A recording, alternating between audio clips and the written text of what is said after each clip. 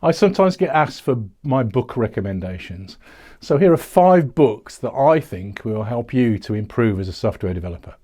I hope that you enjoy them.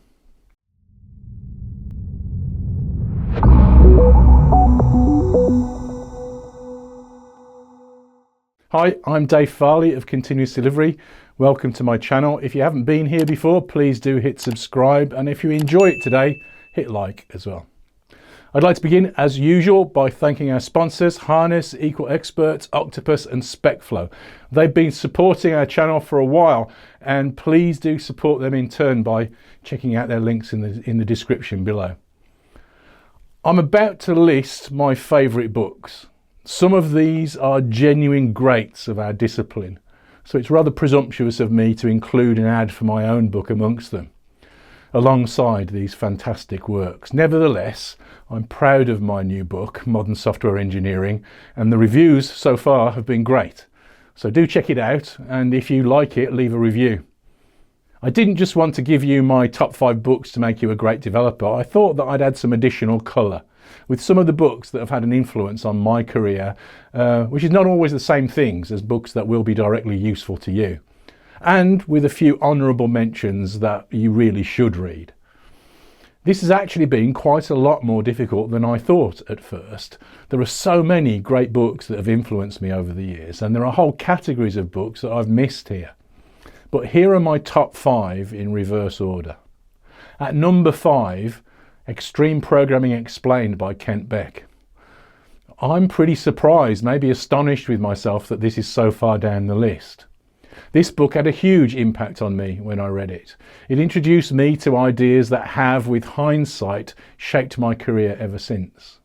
This, along with a book called Rapid Development by Steve McConnell, started me thinking for the first time, really, about the fact that how we organise ourselves and approach our work as developers has an important impact on how well we can do. I had been practicing continuous integration for a few years before this, kind of by accident, and the team that I worked on even had a few automated tests, but this book joined all of the pieces together into something that made sense to me. I confess to being sceptical at first when a friend suggested that we try something called extreme programming in our team. But I've come to appreciate the importance and value of the ideas like working in small steps and optimizing for great feedback. Those are my words, not Kent's. I appreciate those ideas even more now with the benefit of 20 odd years of hindsight. The book covers ideas like testing early and often, incremental design, daily deployment, customer involvement, continuous integration, short development cycles, and incremental planning. If you really want to understand what agility means, then read this book. At least for me, this book showed me how the ideas that I partially understood at the time fitted together. Applying this thinking to bigger and more complex projects was really the inspiration that led to my book, Continuous Delivery. I've sometimes described continuous delivery as an approach as a kind of second generation extreme programming. The only reason that this book is not higher up on my list is probably because it is so ingrained in my thinking these days that I don't often return to it. It's been around for a long time, but the ideas in it are just as fresh, and for many people just as challenging, and just as true as they've always been. I sometimes think of something that I think is my idea, and only later realise that that's what Kent really meant all along. The book starts with the opening line: the goal of extreme programming is outstanding software development. Not a bad place to start, really. I mentioned in passing Rapid Development by Steve McConnell. His other great work was Code Complete, a fantastic book, but it didn't quite make my top 5. Next in my list is The Pragmatic Programmer by Dave Thomas and Andrew Hunt. I confess that this wasn't really a very influential book for me. I kind of missed it the first time around, although a lot of my friends were talking about it. I now own the 20th anniversary edition, which is pretty much a complete rewrite. But the book was hugely influential and is packed full of easy to understand, really important practical advice. Like Extreme Programming Explained, it's really easy to read too. but it's densely packed with gems, great ideas on every page. I was reminding myself of the content for this video and was just randomly flicking through the book and reading a bit, and I find myself stuck and reading more than I originally planned, nodding and smiling as I went at the ideas and insights. I recommend this book for all developers, but particularly for junior developers who perhaps want a slightly broader perspective than only language syntax. The other book that I'd recommend to juniors, but that doesn't make my list, is Clean Code. I confess that Clean Code has not been one of my favourite books. Nevertheless, lots of people love this book, so it should be on your bookshelf. The reason that it wasn't one of my favourites was mostly because I got to my own ideas on many of these ideas before I got to read it. It's on my bookshelf at least.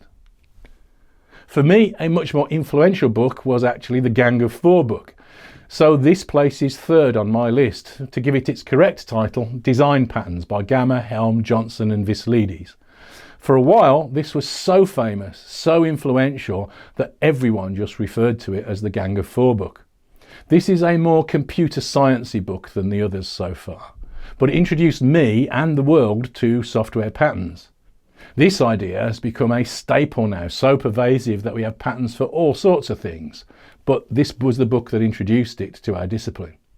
If you've ever used an adapter, an iterator, an observer, a strategy or a flyweight or a proxy, you're relying on the ideas from this book. More than only historical interest though, these things are the tools of our trade still, and understanding them well will help you in your career and to grow you as a good software developer and designer.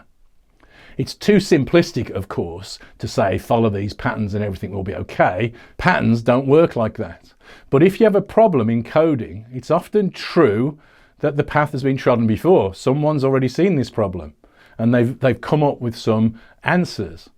That experience is captured in these patterns. For computer sciencey books, the gold standard is probably Donald Knuth's The Art of Computer Programming. This is a very old book. Knuth won the Turing Award, the computing version of the Nobel Prize, in 1974 for his work on this book. Actually, it isn't a book, it's four. Volume 1, Fundamental Algorithms. Volume 2, Semi-Numerical Algorithms. Volume 3, Sorting and Searching. And Volume 4, Combinatorial Algorithms. This is not a book for the faint of heart. This is difficult stuff taken from a very computer science perspective. Bill Gates once said, if you think you're an excellent programmer, read Knuth's The Art of Computer Programming, and then you should send me your resume if you can read the whole thing. So, if you're even nerdier than me, you should probably try this one, but it doesn't make my list. Second on my list is a book that I think we will look back on as an extremely important work in our field. It's Accelerate by Nicole Fosgren, Jez Humble and Gene Kim. This book is subtitled The Science of Lean Software and DevOps. Dr. Nicole Fosgren, the lead author of this book, is these days a partner at Microsoft Research. The book describes the approach taken to collecting and analysing the data from the most scientifically valid study of software development practice that I am aware of. The study was called the State of DevOps Report, and over the period of several years, the DORA team collected and analysed tens of thousands of surveys from people working on software projects all around the world.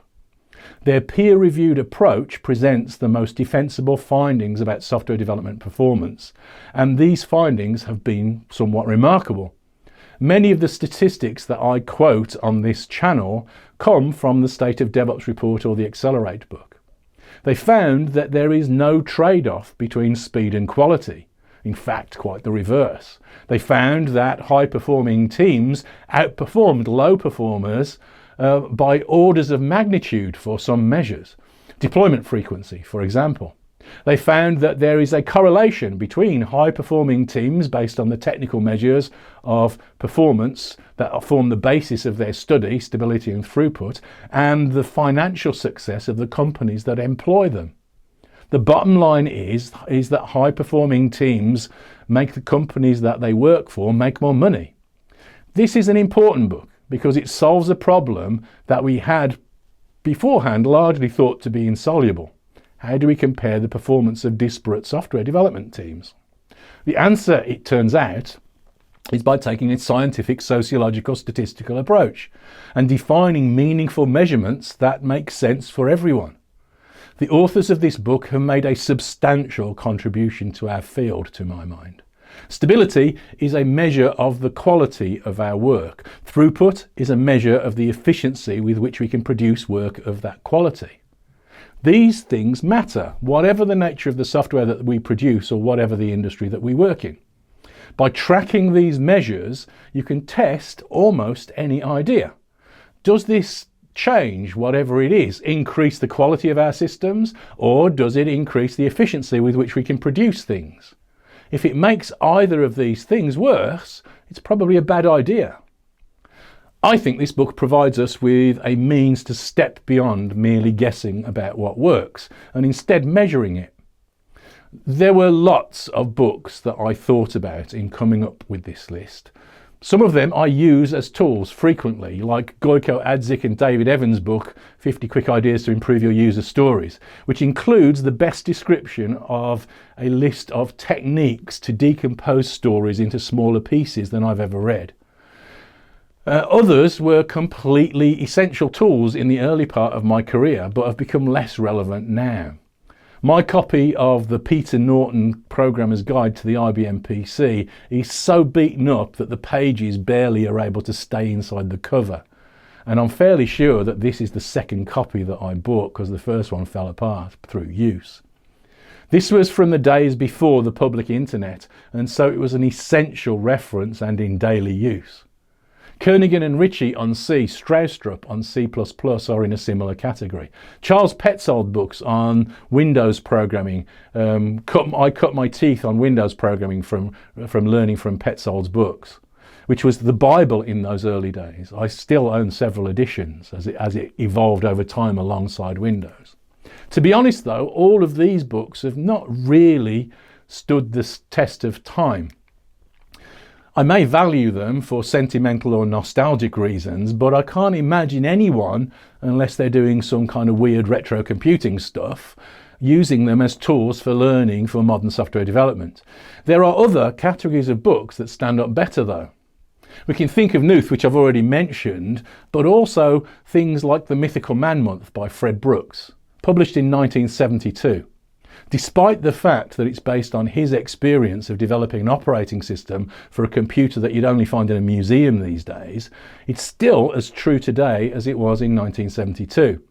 It talks about the importance of small collaborative teams, the importance of coherence in design, the limits of scaling teams by throwing people at a problem, which includes the first use of that memorable phrase, "You can't make a baby in a month with 9 women." This kind of stuff doesn't really go out of fashion.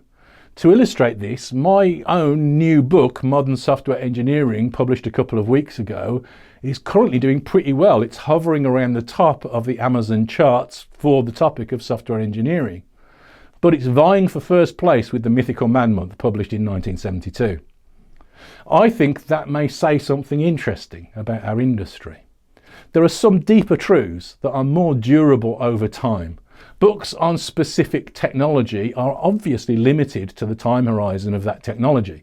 Books on these deeper ideas last much longer. Actually, I think that all of the books in my list are in this category. There were many books that I struggled to leave out of my top 5, several of which fall into this broader category too, like Refactoring by Martin Fowler or Team Topologies by Matt Skelton and Manuel Pais, both of which are tools that help us deal with, in this case, very different aspects of the software development problem. And both are books that I'm convinced will have a very long shelf life.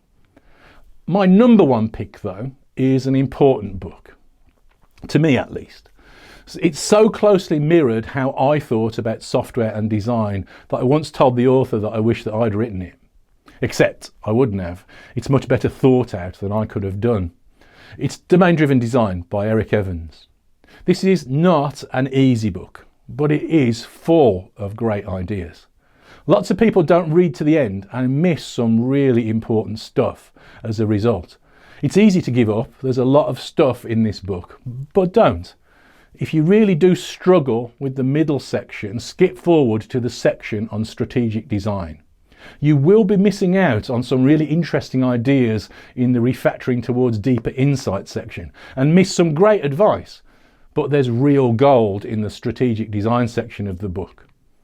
Whatever you do, don't miss reading that.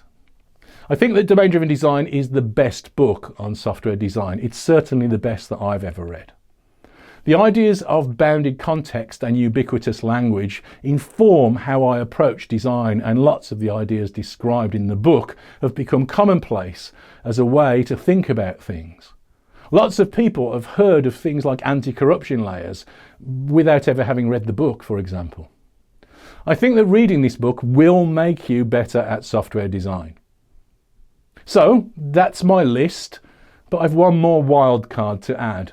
This is actually not a software book.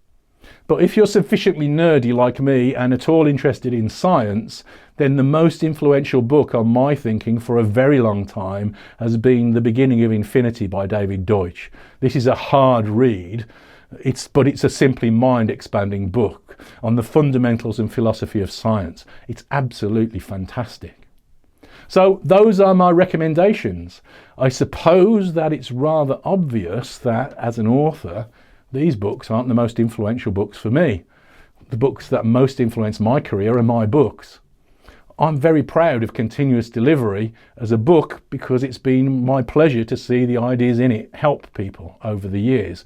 I now make a living helping people myself to implement those ideas. I hope you enjoyed my list. My only problem now is how to find the time to reread all of these fantastic books. Thank you very much for watching.